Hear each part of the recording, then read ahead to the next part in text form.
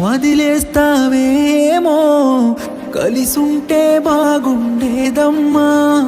నువ్వు నేను విడిపోతామనుకోలేదమ్మా ప్రాణంగా ప్రేమించానమ్మా నిన్నే నేను దూరంగా వెళ్ళిపోయావమ్మా